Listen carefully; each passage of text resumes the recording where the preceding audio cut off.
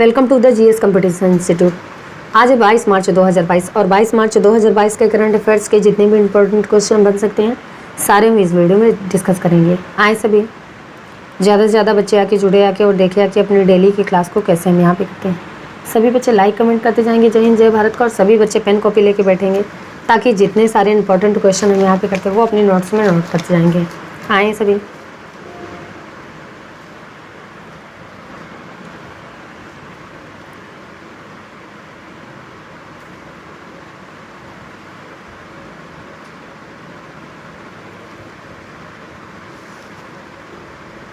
चलिए, आज का मोटिवेशनल कोट क्या है।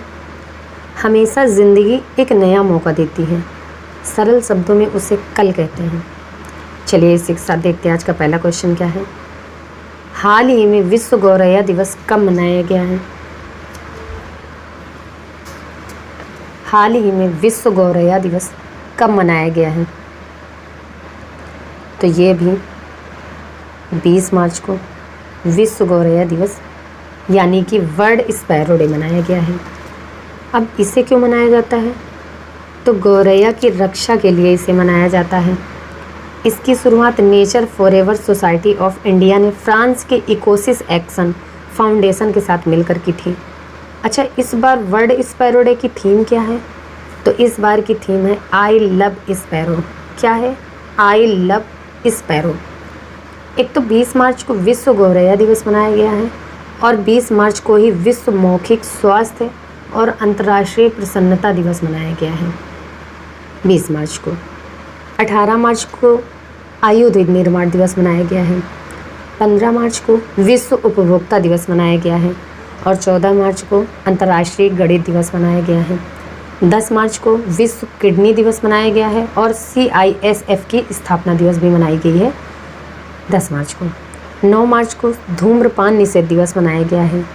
8 मार्च को अंतर्राष्ट्रीय महिला दिवस मनाया गया है। 7 मार्च को जन औषधि दिवस मनाया गया है।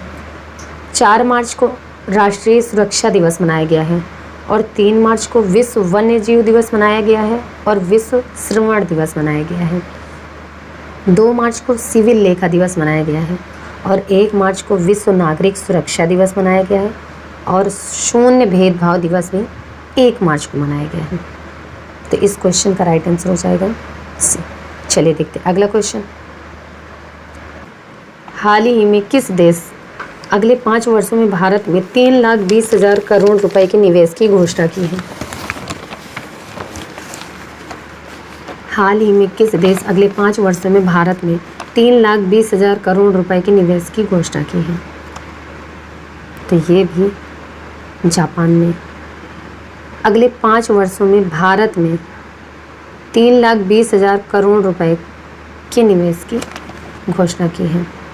अब जापान, तो जापान की कैपिटल है टोक्यो। जापान की करेंसी है येन। जापान के प्रेजेंट टाइम पे प्राइम मिनिस्टर कौन है? तो ये हैं फोमियो किशिदा। कौन है? Fumio Kishida.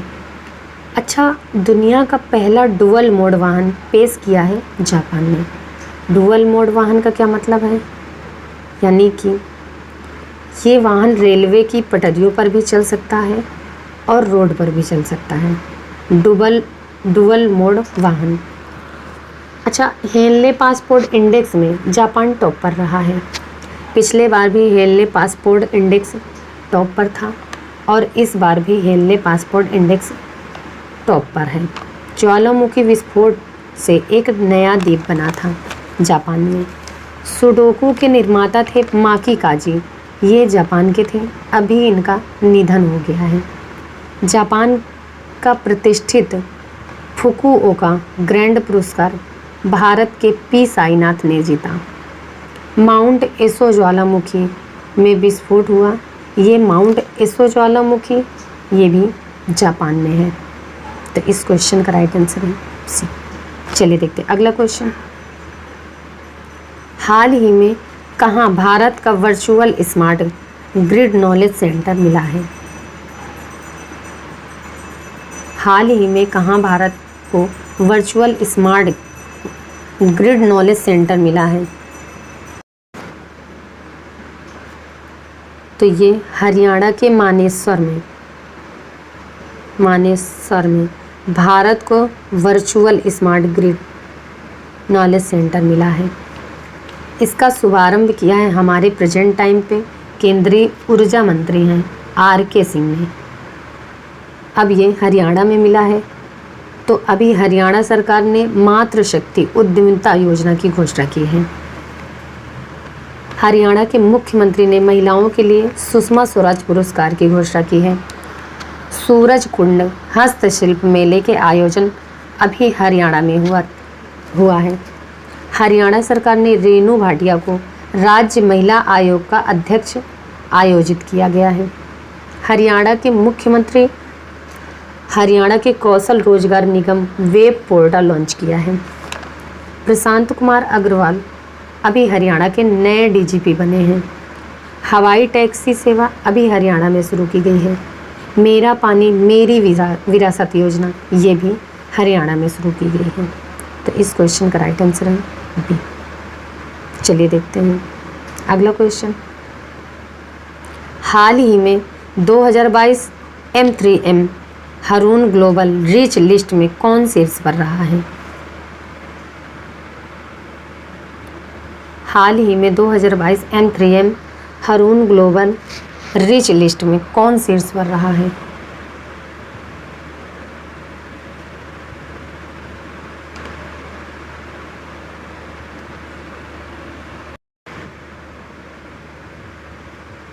तो ये अभी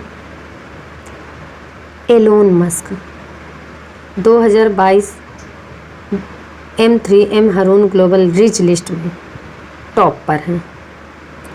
सेकंड पे हैं जेफ बेजोस ये सेकंड पे हैं। और तीसरे नंबर पे हैं LV कंपनी के मालिक बर्नार्ड अर्नाल्ड। कौन है? Bernard Arnold. एलोन मस्क ये सबसे धनी व्यक्ति बन गए हैं। तो इस क्वेश्चन का राइट आंसर हो जाएगा सी। चलिए देखते हैं अगला क्वेश्चन। हाल ही में सोली सोहराबजी लाइफ एंड टाइम्स किसने लिखी है? हाल ही में सोली सोहराबजी लाइफ एंड टाइम्स किसने लिखी है? तो ये भी अभिनव चंद्रचूड़ ने सोली सोहराबजी लाइफ एंड टाइम्स बुक लिखी। अभिनव चंद्रचूड़ ने ये एक अधिवक्ता और कानूनी विद्वान हैं। इन्होंने भारत की पूर्व अटॉर्नी जनरल सोली सोहराबजी की ये जीवनी लिखी है। अब ये बुक है तो एक बुक ये लॉन्च हुई थी the founders the story of people, इसे जिमी सोनी ने लिखा था। द मिलेनियस योगी, इसे दीपम चटर्जी ने लिखा था। आ नेशन टू प्रोटेक्ट, इसे प्रियम गांधी मोदी ने लिखा था। उड़ान एक मजदूर बच्चे की कहानी, इसे मिथिलेश तिवारी ने लिखा था। द ग्रेट टेक गेम्स, इसे अनिरुद्ध सूरी ने लिखा था। आ हिस्ट्री ऑफ श्री निकेतन, इसे उमा दास गुप्ता ने लिखा था। आ लिटिल बॉय ऑफ इंडिया, इसे रस्किन ब्रांड ने लिखा था। गांधी के हत्यारे the making of Nathuram Godse and his idea of India, इसे धीरेन्द्र के झा ने लिखा था। बैचलर डैड, इसे तुषार कपूर ने लिखा था। और India's ancient legacy of wellness, इसे डॉक्टर रेखा चौधरी ने लिखा था। तो इस क्वेश्चन का राइट आंसर हो जाएगा बी। चलिए देखते हैं अगला क्वेश्चन। हाल ही में किस IIT ने अल्ट्रासाउंड इमेज प्रदान करने के लिए नई तकनीक विकसित की है? हाल ही में किस IIT ने अल्ट्रासाउंड इमेज प्रदान करने के लिए नई तकनीक विकसित की है? तो ये अभी IIT मद्रास ने अल्ट्रासाउंड इमेज प्रदान करने के लिए नई तकनीक विकसित की है। IIT मद्रास मस्तिष्क अनुसंधान केंद्र स्थापित किया जाएगा IIT मद्रास में। तो इस क्वेश्चन का राइट आंसर जाएगा ए। चलिए देखते हैं अगला क्वेश्चन। हाल ही में किस बैंक को IFR एशिया अवार्ड्स 2021 में Asian bank of the year के अवार्ड से सम्मानित किया जाएगा?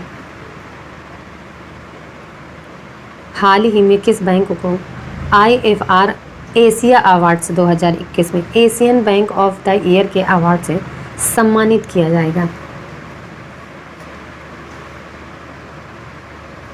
तो ये अभी एक्सिस बैंक को IFR एशिया अवार्ड्स 2021 में Asian bank of the year award से सम्मानित किया जाएगा एक्सिस बैंक को। अब एक्सिस बैंक, इसकी स्थापना कब हुई? तो ये 1993 में।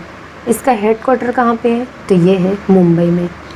और इसके प्रेजेंट टाइम पे CEO कौन है?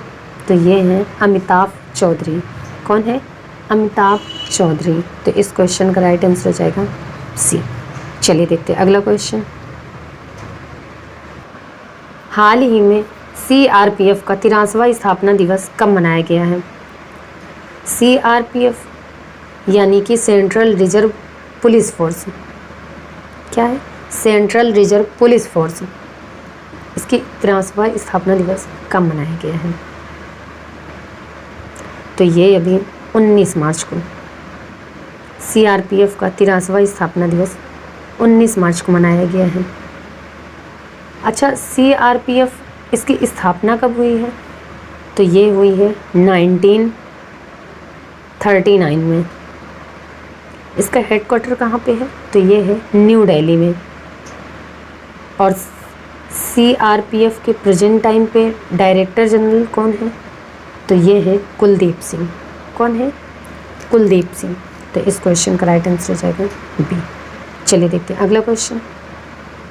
हाल ही में किस देश के प्रधानमंत्री भारत की यात्रा पर आए हैं?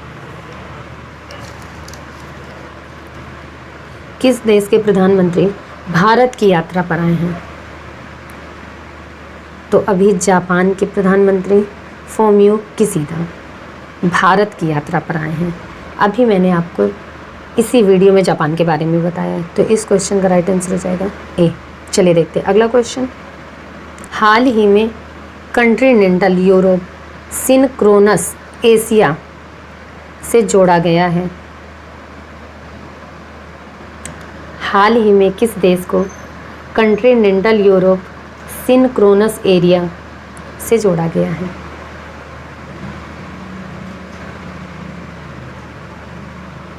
तो ये भी यूक्रेन को कॉन्टिनेंटल यूरोप सिनक्रोनस एरिया से जोड़ा गया है, यूक्रेन को।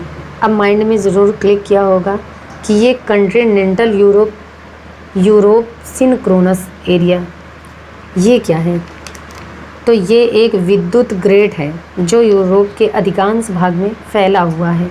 अब इसमें यूक्रेन के जोड़ने से क्या होगा? तो यूक्रेन को रूस से अपने पावर सिस्टम से अलग करने की अनुमति मिल जाएगी। अब यूक्रेन, तो यूक्रेन की कैपिटल है कीव। यूक्रेन की करेंसी है यूक्रेनियन हर्विनिया। यूक्रेन के प्रेजेंट टाइम पे प्रेसिडेंट कौन है? तो ये हैं वोलोदिमीर जेलेंस्की। कौन है? Volodymyr Zelensky. तो इस क्वेश्चन का राइट आंसर हो जाएगा B। चलिए देखते हैं अगला क्वेश्चन।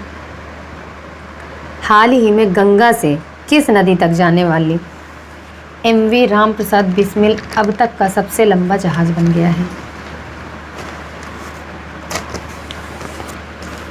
हाल ही में गंगा से किस नदी तक जाने वाला MV राम प्रसाद बिस्मिल अब तक का सबसे लंबा जहाज बन गया है? तो ये भी गंगा नदी से जाने वाली गंगा नदी से ब्रह्मपुत्र तक जाने वाली MV राम प्रसाद बिस्मिल अब तक का सबसे लंबा जहाज बन गया है। तो इस क्वेश्चन का राइट आंसर हो जाएगा C। चलिए देखते हैं अगला क्वेश्चन। हाल ही में सैफ अंडर 18 महिला चैंपियनशिप 2022 का आयोजन कहाँ हुआ है? हाल ही में सैफ अंडर 18 महिला चैंपियनशिप 2022 का आयोजन कहाँ हुआ है? तो ये भी झारखंड के जमशेदपुर में, झारखंड के जमशेदपुर में हुआ है। सैफ अंडर 18 महिला चैंपियनशिप 2022 का आयोजन झारखंड के जमशेदपुर में हुआ है। ये एक फुटबॉल प्रतियोगिता है। अब सैफ अंडर 18, तो सैफ की फुल फॉर्म तो ये है साउथ एशिया फुटबॉल फेडरेशन। क्या है? South Asia football federation. इसकी स्थापना कब हुई है? तो ये हुई है 1997 में। इसका हेडक्वार्टर कहाँ पे है? तो ये है बांग्लादेश की कैपिटल ढाका में। इसके प्रेजेंट टाइम पे प्रेसिडेंट कौन है? तो ये है काजी सलाउद्दीन। कौन है? काजी सलाउद्दीन। अच्छा, अब झारखंड की बात हुई है तो झारखंड की कैपिटल रांची। झारखंड के चीफ मिनिस्टर कौन है? तो ये है हेमंत सोरेन। झारखंड की गवर्नर कौन है? तो ये है रमेश वैश्य। अच्छा, झारखंड विधानसभा में वायलेंस और लीचिंग को रोकने के लिए विधेयक पारित किया गया है। मुख्यमंत्री ने युवा खेल प्रतिभाओं को पोषित करने के लिए उद्देश्य से सहाय योजना शुरू की गई है झारखंड में। सरहोल और रोहिणी त्यौहार ये झारखंड में मनाया जाता है। नीलांबर पीताम्बर जल समृद्धि योजना ये भी झारखंड में शुरू हुई है। झारखंड में सोहराई और कोहबर आर्ट को जीआई टैग मिला है। बिरसा हरित ग्राम योजना ये भी झारखंड में शुरू हुई है। झारखंड में पारसनाथ हेल्डन सेंचुरी है और हाजरीबाग वेल्डन सेंचुरी है, डलमा वेल्डन सेंचुरी है और पालकोट वेल्डन सेंचुरी है। महुआदन नगर वेल्डन सेंचुरी है और झारखंड में वेटला नेशनल पार्क है और थलामू टाइगर रिजर्व है। तो इस क्वेश्चन का राइट आंसर हो जाएगा डी। चलिए देखते हैं अगला क्वेश्चन। हाल ही में नितिन गडकरी जी ने दुनिया की किस उन्नत प्रौद्योगिकी विकसित green hydrogen fuel cell electric वाहन को भारत में लॉन्च किया है? नितिन गडकरी जी ने दुनिया की किस उन्नत प्रौद्योगिकी विकसित green hydrogen fuel cell electric वाहन को भारत में लॉन्च किया है? तो ये भी टोयोटा मिराई को हमारे सड़क परिवहन एवं राजमार्ग मंत्री हैं नितिन गडकरी जी ने भारत में लॉन्च किया है। उन्नत प्रौद्योगिकी विकसित green hydrogen fuel cell electric वाहन को भारत में लॉन्च किया है। तो इस क्वेश्चन का राइट आंसर हो जाएगा सी। चलिए देखते हैं अगला क्वेश्चन। हाल ही में CSI द्वारा जारी report all India winter air quality analysis में भारत का सबसे प्रदूषित शहर कौन सा बना है?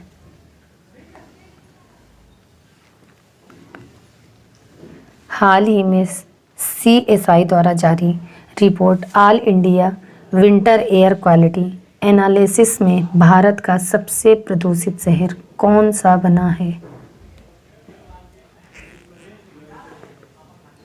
तो ये भी गाजियाबाद।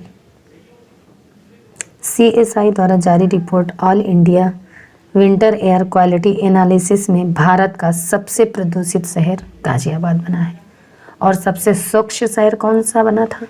तो ये श्रीनगर। तो इस क्वेश्चन का राइट आंसर हो जाएगा बी। चलिए देखते हैं अगला क्वेश्चन।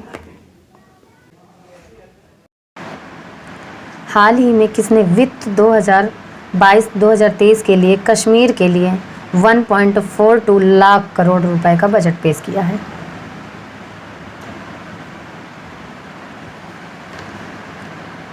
किसने वित्त वर्ष 2022-2023 के लिए कश्मीर के लिए 1.42 लाख करोड़ रुपए का बजट पेश किया है? तो ये हमारी वित्त मंत्री हैं निर्मला सीतारमण। इन्होंने 1.42 लाख करोड़ रुपए का बजट पेश किया है कश्मीर के लिए। तो इस क्वेश्चन का राइट आंसर हो जाएगा सी। चलिए बच्चा, फिर आज की क्लास में यहीं तक रखते हैं। मिलते हैं अगली क्लास में। तब तक के लिए आप सब रिवीजन करते रहिए, पढ़ते रहिए, अपने नोट्स बनाएं और सारे क्वेश्चन नोट्स में नोट करते रहिए। चलिए, तब तक के लिए आप सब केयरफुल रहिए। जय हिंद।